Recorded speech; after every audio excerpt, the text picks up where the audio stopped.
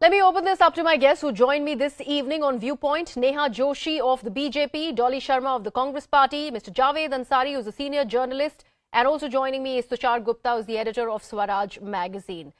Now, welcome, ladies and gentlemen, on this very special edition of Viewpoint. And of course, the discussion, unfortunately, remains the same. Neha Joshi, would you first begin and throw some light on what really is happening inside the parliament, why the stalling is continuing, despite the fact that the Manipur situation needs to be importantly be looked at by both the government and also the opposition?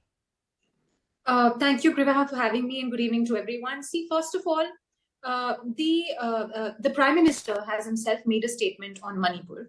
The opposition parties demanded that the Parliament suspends all business pending a debate on Manipur. The government has conceded. The government has said, let's have a debate. The minister in charge for internal security is the Home Minister. He has stood in Parliament today and in no unequivocal terms has said that let's have an open debate. Now the opposition wants that the PM makes a statement in both the houses. So this all or nothing attitude, Griha, this is not how a democracy functions. There are specific functions that specific people have to carry out. And the Home Minister in this case is authorized. In fact, he is the one who has spent 4 days in Manipur. He is the one who knows the situation there. He's in a position to brief the country and the parliamentarians on this. I don't understand why does the opposition not want a debate now. They wanted a debate and today they've created a ruckus for nothing. So it makes me wonder that do they want the parliament to function? Are they what is it that they really want?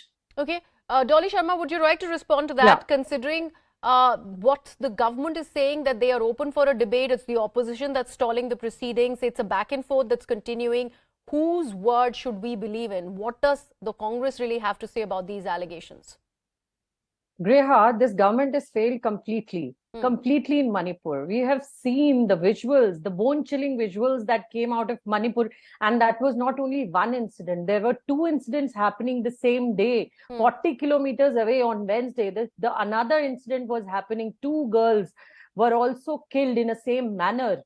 And we have seen many other incidents happening in Manipur. More than 5,000 houses, are burnt. 60,000 people living out of their houses in camps. More than 150 people are no more. They're killed, and 300 people are in a bad situation, bad state. And they are saying so many things about Manipur.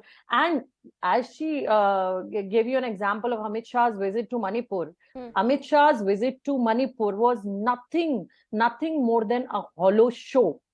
If his no, but Dolly, they are also saying that they are ready to have a conversation. They are ready to have a debate. Why is the opposition still not going ahead with that? Give me 10 seconds, Greha. Let me complete. Give me 10 seconds. So why the opposition wouldn't want to complete the discussion? We want discussion on Manipur. Manipur is a no normal situation. We want discussion on Manipur. We are saying let's discuss as per rule number 267, wherein you have to discuss everything on Manipur. What they're doing is they want the discussion as per 176, wherein they'll give us 2-3 minutes to discuss. 2-3 people will come and speak. But Dolly, as per 176, they will have there time can be a good amount of time, like 2.5 hours can be dedicated to the discussion. Why not immediately? Why not immediately? It can be any day. It can be any day. Okay. Neha, I see that you wanted to respond to Dolly, but before that, let me actually bring in Mr. Javed Ansari. All right, Dolly, got your point. Got your point. Javed Ansari, I'd like to understand from you this entire sparring over certain rules, whether it is 267, 176, why not discussion happen under that? The opposition says, BJP says otherwise. What do you actually see, in this entire controversy that's emanating out of the parliament? Even there were allegations that were made that the timing of the video that's come out of Manipur is also questionable. How does one see that in totality when all of these arguments come together? Look, I just can't get my head around it. I mean, they are blaming the timing, the video for having come out. They are not concerned about the bestiality that occurred in Manipur. Yes. They are not concerned about what poor men, women, old men, children have to face. They are not concerned about what is happening, how a bordering state, a sensitive state, is up in flames, is literally at war at itself.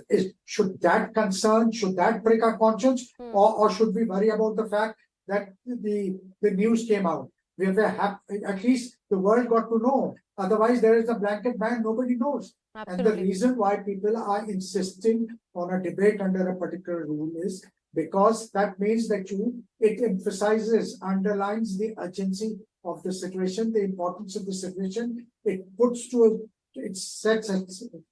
aside all other business and takes this up on a priority. I mean, if the Prime Minister can make a 30-second statement in the car park of Parliament, why can he not make a statement on the floor of the House? If the Prime Minister chooses that occasion to appeal to the people of Manipur, one may or may not agree with him, but he is by far the most popular leader in the country, and he is the Prime Minister of India. If he makes a fervent appeal from the floor of the House, it will have a huge salutary effect. The Prime Minister should not wait for the opposition or somebody to demand. He should voluntarily, he should on his own make a suo motu statement. That will have a calming down effect. It will have a salutary effect.